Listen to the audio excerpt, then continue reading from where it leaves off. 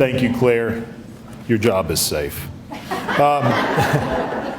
Whether or not you said those things or not, because of the job that you're doing. We also have another staff member here who is volunteering at this point, is Chase Sanger.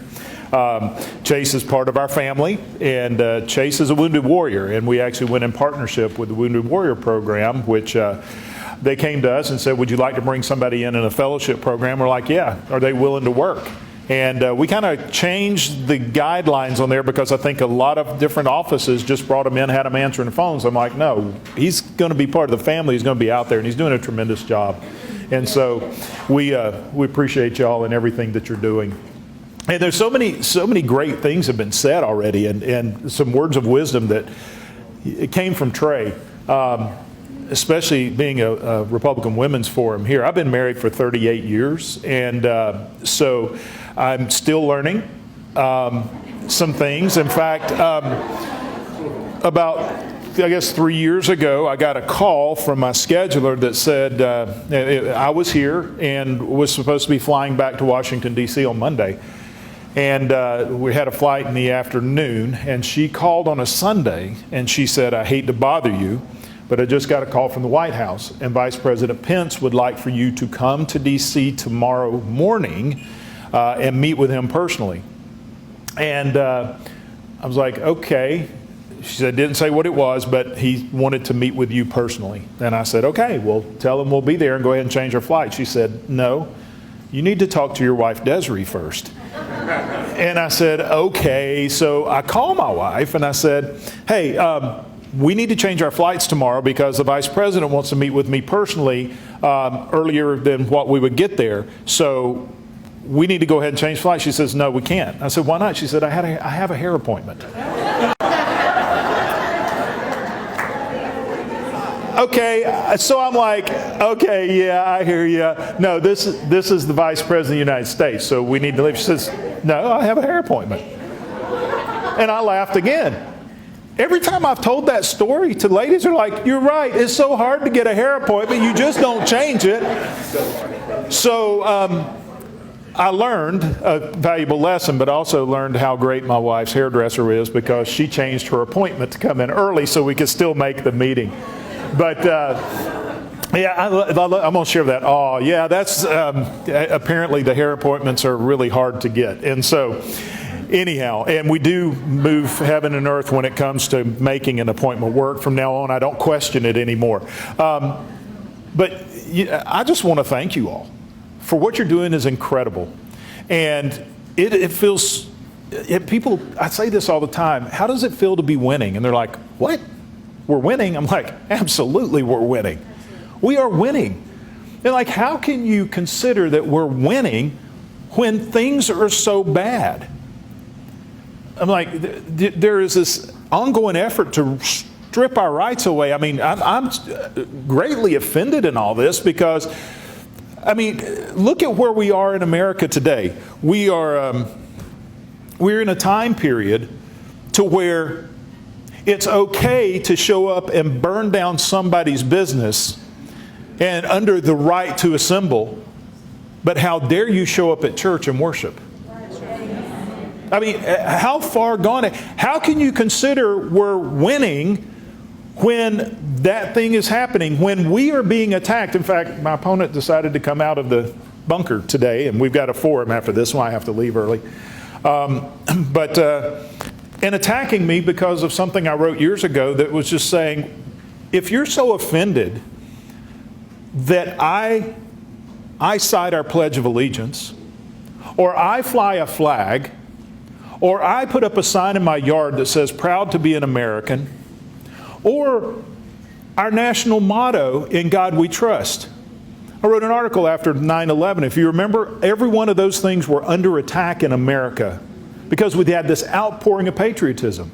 So I wrote an article, if these things which are part of American culture really offend you that much, then why do you want to be here? I mean, why? It's okay to not like it. It's okay to not like those things. You got the freedom to not like those things, but why relentlessly attack those who do? The intolerance of the tolerant crowd is just unbelievable. So how do you think that we're winning? Look, the erosion of our rights has been going on for a couple of decades. What's different now is about 3 years ago, we decided to stand up and fight. We decided to say no more, that we are going to unify together and we're going to stop and we're going to fight. So guess what happens when you fight? It's violent.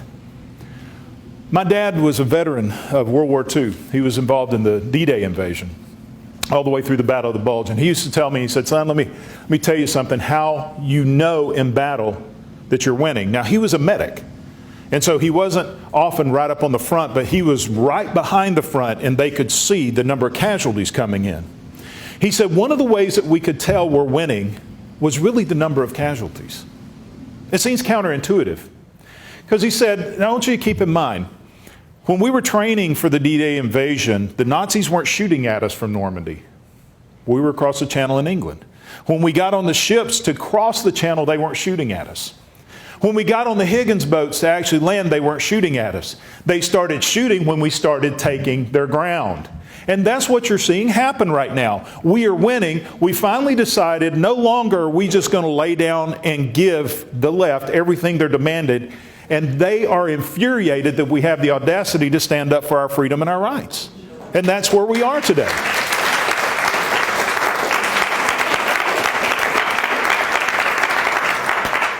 Let me, as many of you know, some of you may have been at, I know a couple of you were at Faith and Freedom on Friday when I spoke, and I spoke about this. Every other generation since the founding of this nation has faced a challenge that threatens the very existence of our country. If you look at the founding generation, their challenge was tyranny. They responded to that challenge by declaring our independence and setting forth a new set of principles, ideas for government that had never existed before, a government that recognizes that God created us with rights and the responsibility of the government is to protect those rights. That was revolutionary. Now I want you to understand something. We gained our independence because they declared it, but we earned our freedom because they fought for it. See, that freedom didn't come without fighting. So if you think about it, 2 generations later, the generation of their grandchildren faced the challenge of slavery, racism, and oppression. That's a generation of the Civil War. You know, President Lincoln described that challenge at Gettysburg by saying, our fathers set upon this continent a new nation conceived in liberty and under the prospect of all men are created equal. Now we're engaged in a great civil war that will challenge whether that nation or any other nation so conceived can long endure. So what he was saying is, not only is this war about those freedoms that was expressed 100 years earlier, that we still believe in, but many had not experienced, this war will determine whether a government of the people, by the people, and for the people will even exist in the future. They knew how strong that was, but they had to fight for it. And we won, and America became more free and stronger. Now just think 2 generations after the Civil War. The grandchildren of Civil War soldiers were those fighting in World War II. The greatest generation. Again, we were fighting against Nazism, imperialism, genocide, anti-Semitism. And the freedom of America was definitely threatened then. You know, President Roosevelt responded by praying for the nation, leading the nation in prayer. And he said, this is a great endeavor, a mighty endeavor that threatens our republic, our faith, and even the freedoms that we stand for. And we overcame it by fighting for it. Now, just think about this. 2 generations after World War II is where we are today, right? For me, I was a latecomer. My dad was a World War II veteran, but, you know, if look at my children, my son is in his 30s. And this is his generation. And now, once again, we're fighting for the very existence of the future of our country. But I want to share with you something that was actually stated in December of 1776. Thomas Paine wrote this, and it's something that you don't hear this quoted very often. But I think it is very applicable to where we are today. It says, he wrote, "These are the times that try men's souls. The summer soldier and sunshine patriot will, in this crisis, shrink from the service of their country. But he that stands by it now deserves the love and thanks of man and woman. Tyranny, like hell, is not easily conquered. Yet we have this consolation with us that the harder the conflict, the more glorious the triumph. What we obtain too cheap, we esteem too lightly. It is dearness only that gives everything its value. Heaven knows how to put a proper price upon its goods. And it would be strange indeed if so a celestial an article as freedom should not be highly rated. Part of the problem we had in America is we took our freedoms for granted. We kept thinking, yes, our freedoms were bought and paid for by the sacrifice of those that went before us, and so we have them for free. But the reality is, as Reagan said, we're one generation away from losing these freedoms if we're not willing to stand up and fight together for them. And we can't be timid in this fight. We can't be afraid that someone is going to say something bad about us or a cancel culture is going to come after us. Look, most of you know what I've been through in the past few years. I was on the baseball field during the domestic terrorist attack. A couple months after that, I was in a near fatal car wreck that the FBI was suspicious that the person may have tried to take us out. 2 weeks after that, I was shot at here in town, an attempted assassination against me and my wife when we were driving down the highway. And since bad things come in threes, we thought it was over with until we were in a train wreck. So people won't travel with us anymore. I don't understand what to... But, and this is what I tell people. That'll make you timid. You know, what am I doing that's causing this type of hatred toward me? I've never done anything. I love everybody. There isn't a racist or bigoted bone in my body. I was raised by a conservative Christian family. But what they don't like is what I stand for. They don't like that I do love everyone. Because what the left is very good at is they're very good at accusing you of what they're guilty of. And I think we just should be tired of it.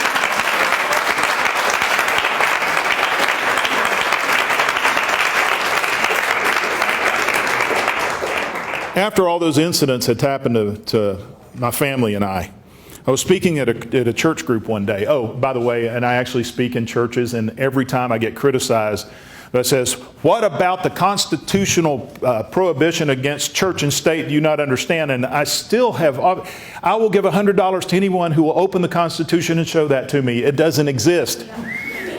I still have my $100, by the way. But I'll be giving it to Karen later. So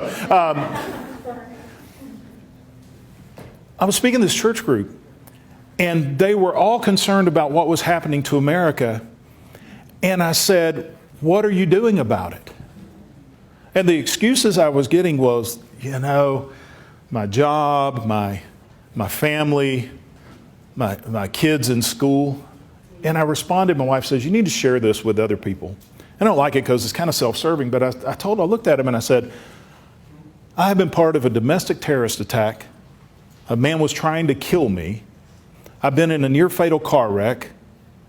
I have been part of an assassination attempt against me and my wife, and in a train wreck. What are you afraid of? What are you afraid of? Are you afraid somebody's going to say something bad about you? Well, go look at my Facebook page. If you just read the Facebook page and never met me, I'd have horns coming out of my head, right? Because they're very good at attacking you of what they're guilty of. But we just have to say we've had enough of it. Look, we are winning. People ask me, I've been doing a lot of Zoom calls with meetings I would normally have in Washington, D.C., and a lot of these are on the campaign side and fundraising and all this. And in 2016, I'm looking at my watch because I only have 15 minutes. And do some Q&A, and I could be up here all day. But I was meeting with this group in 2016. It was about 8 weeks out from the election, and they were financial services type companies in Washington, D.C., since I'm on that committee. And they just kind of asked, said, well, what's your prediction on the election? I said, Trump is going to win. And their jaws all dropped. And I told them why and left. After Trump won, I was meeting with them again, and they said, okay, we just want to apologize to you because when you left, we literally sat in this room and said, this man has lost his mind. 2 weeks before the election, I was at the Cobb Republican Party speaking, and I you probably remember this. I said in 2 weeks we'll be celebrating a huge election by Donald Trump. The Atlanta Journal-Constitution was there. They came up to me later and they said, look, we know you. And you usually just don't go and say things that aren't true. But was that just a pep rally? I said, no, Trump's going to win. And they're like, how can you cannot believe this. Every poll is saying, I said, every poll is wrong. That's right. Trump is going to win. Last month, this same group in Washington, D.C., we were on a Zoom call. They said, okay, now we're asking because we really want to know, what do you predict this time? Because you had it right in 2016. I said, Trump is going to win. And in his words, he's going to win bigly. And they said, and look, the scriptures tell us God sets up our rulers and takes them down. He could have a different plan. But let me tell you, my prediction is based on not what I'm reading, not what I'm hearing, not any polls. It's what I'm seeing. You see, in 2016, the reason I predicted Trump was winning was because the excitement for someone who was running for president who has never been a political talking head whatsoever. I mean, there was speculation, even by myself. Who's this billionaire coming out of New York City that has supported Democrats in the past?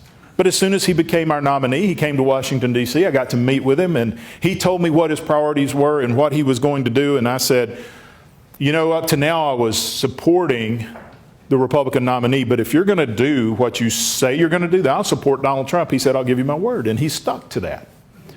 But I said, what I see is people going to the polls to vote that have never voted before. And they're like, how do you know that? That's what I told the AJ. He said, how do you know they haven't voted before? I said, look, because I've been voting at the same precinct in Cartersville, Georgia for 20 years. And I go there on election day, and the wait is 2.5 hours to get in. Well, that doesn't tell you anything. Well, but there was a board out front, and on this board had the block and address of street blocks of everyone who votes at that precinct, because, see, there's another precinct on the other end of the parking lot. It's Cassville East and West. They've never done that before, and the only reason they would do that were so many people who have never been to the poll and make sure they're going to the right poll. So when I saw that, this was early voting, I said I knew that Trump was going to win because I've never seen that level of excitement. The level of excitement that I'm seeing today is 3 times what it was in 2016. I mean, it's...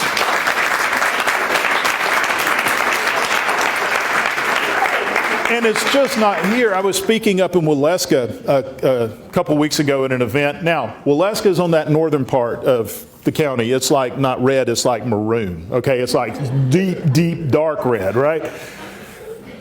So I'm speaking up there. A friend of ours from the Buckhead area drove up there for this shooting event. And after I spoke about, look, I was in Panama City Beach back in August.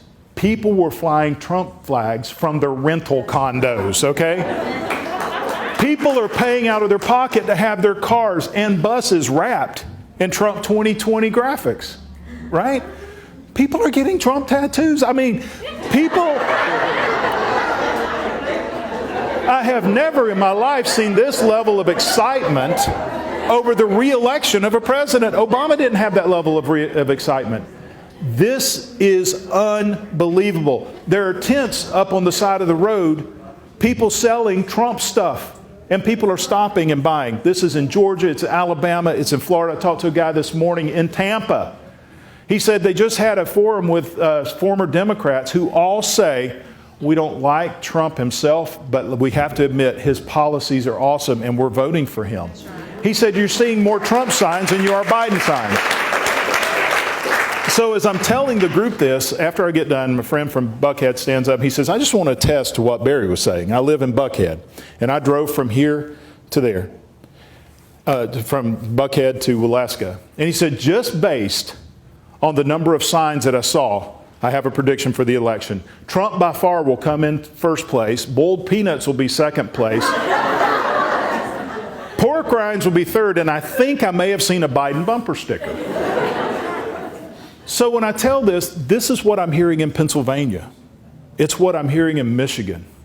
The guys in Ohio are telling me we're not going to lose Ohio. I think that we're going to win, and we're going to win strong, and we will win the House back, because the one thing that's different, this time is when Trump ran before, he wasn't necessarily very favorable to Republicans in Congress, right? Remember, he was very critical. So a lot of people came and they voted here and they didn't go down the ballot. This year, Trump is running as the top Republican, and more people are going to go down the ballot. And we need to go down the ballot because if you're not very careful with who you elect to be your DA, you could end up like St. Louis, Missouri, with a DA who's going after the people that dared to defend their property against an angry mob, right? But it is all going to depend on what we do for the next 27 days. Now, I know I'm preaching to the crowd here, but you got to work harder than you've ever worked before. And we're going to be very victorious. I'm trying to ignore Claire, but she stood up, which tells me I need to be quiet and maybe take a question or two. So, but we do have time for one question.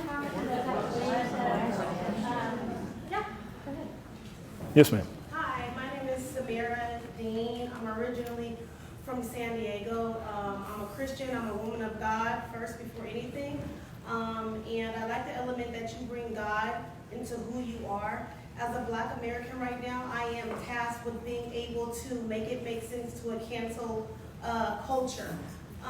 What advice do you have for me? Because I'm dealing with people who have been systematically oppressed and told to vote Democrat. Right. And most of Black Americans are raised conservative. Right. And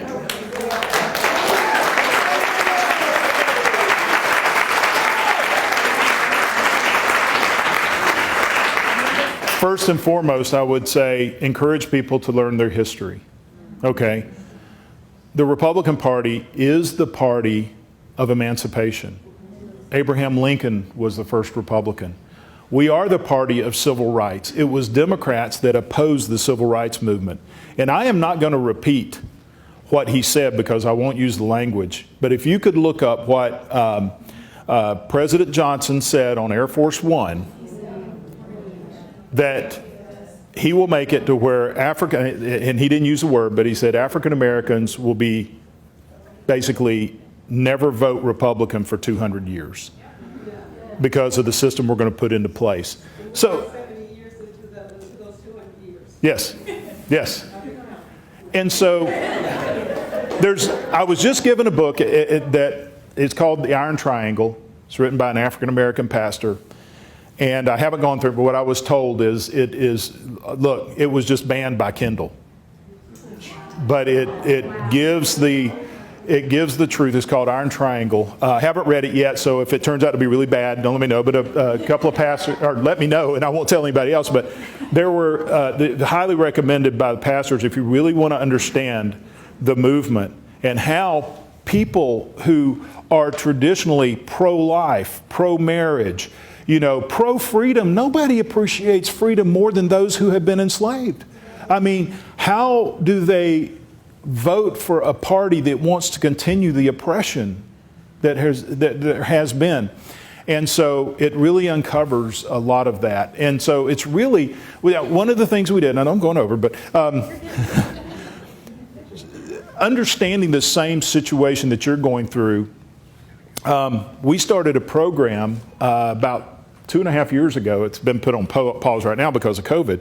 But where we started bringing pastors from the 11th Congressional District to Washington, D.C. for 3 days. We bring a guy in from Dallas, Texas, David Barton. His organization is Wall Builders, and he has a wallbuilders.org, I think it is, has a ton of information, especially on Black history in America. It goes all the way back to the Revolutionary War. And the role that Black Americans have played in freedom and liberty all the way through. But we bring him in, and he is America's foremost historian on our nation and the Constitution. And we give tours of the Capitol at night when we have it to ourselves. And so we got these 40 pastors that go around with us. And that's usually right near the end of the 3 days. And we bring in people from Congress to speak to them. I mean, it's 3 days. In fact, one of the pastors there, he said, I've been in the ministry for 30 years, and the 3 days I've spent here is the most beneficial of anything I have ever done. But there was a Black pastor. We're standing in Statuary Hall, which is the old House chamber. And David's standing there, and he's pointing where Abraham Lincoln's desk was, and he's pointing where John Quincy Adams' desk was. And he was telling the story of how John Quincy Adams actually ran on the idea, he had a 3-point plan to free the slaves. But in fact, he served in the U.S. House after he was president because he still wanted to emancipate. He wasn't able to get it done, but he found a mentee that he could mentor, and that was Abraham Lincoln. And they went through all of how the Republican Party, and without just coming out and saying it was Republicans, but going through all this. And at one point, that black pastor looked at me and he said, "I am furious."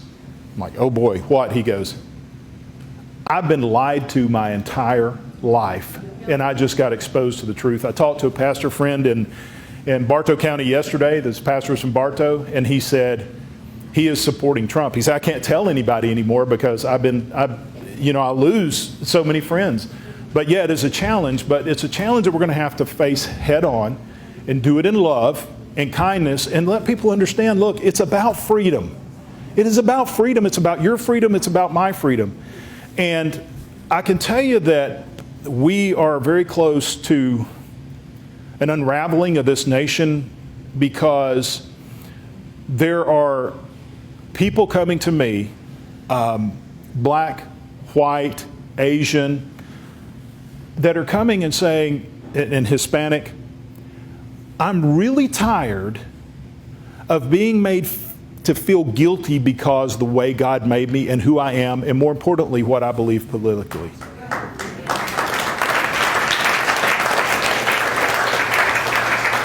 And here's the thing, when you use logic, they're gonna follow up with emotion.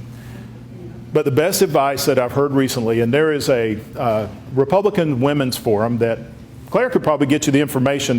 My wife is part of it. It's in Washington, D.C., and they're opening up for other Republican women's. It's the National Republican Women's Forum or whatever. And they have lunches like this in Washington, but they're doing a lot via virtual now, and they have some really great speakers, like K.D. McFarland was one recently. Someone was speaking to that group the other day, and my wife told me, she said, "Here's the difference between the Republicans and the Democrats," right? She said, "The Democrats will pick up a can of Diet Coke and say, 'It tastes good and it's good for you.' The Republicans pick up the back of the can and they start reading the ingredients."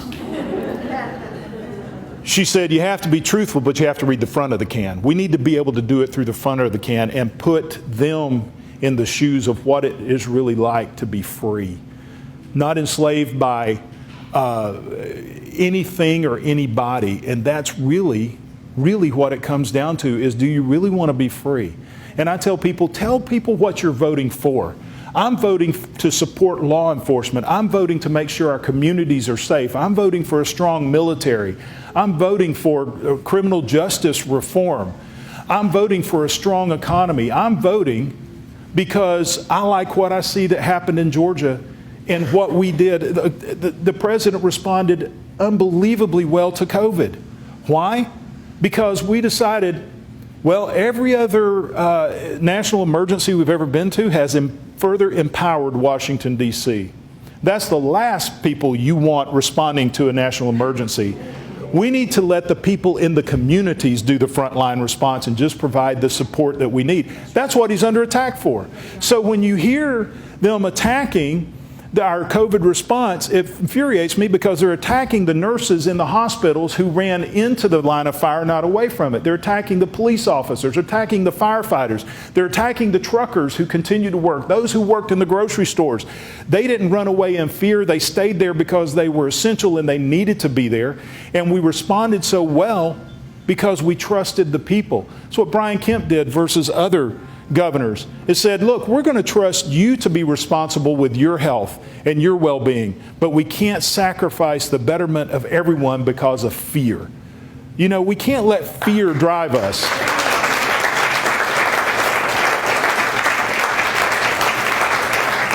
And now where's Georgia? Our tax revenues are 7.7% higher than they were last year at this point. Not only are we seeing recovery, we're seeing real economic growth in Georgia. Right? Our unemployment rate is continuing to go down, and investment, this is what the other states are really mad about. Outside investment into Georgia is a record right now. Why? Because the day that Kemp said I'm opening up this government, our economic development department phones rang off the wall by companies saying, we want to be in Georgia. Why? Because freedom works. Freedom works. Personal responsibility, liberty, that's the thing. That's what our nation was built upon. If we stand upon those values and make it personal to those we're talking to, they'll come to our side. It'll take a while, but they'll come to our side. And I just tell people this, are you going to vote for personality or are you going to vote for freedom? People come to me all the time, well, how do I handle this? I said, let me just put it in perspective. Donald Trump is the George Patton of presidents. Okay? George Patton, he didn't have a filter. He said exactly what he felt. He loved courage, but he didn't like cowardice.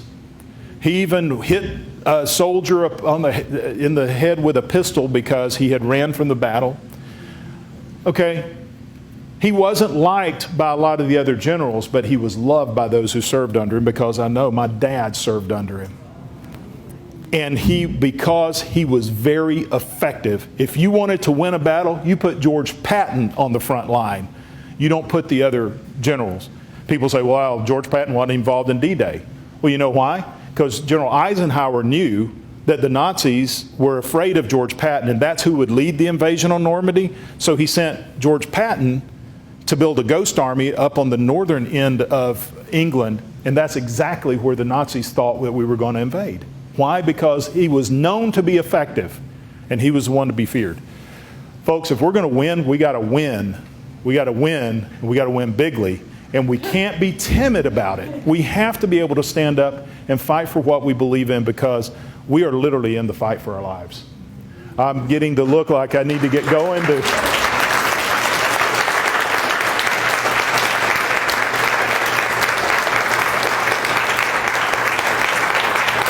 I wish I could stay and take all the questions, because this is what I love doing.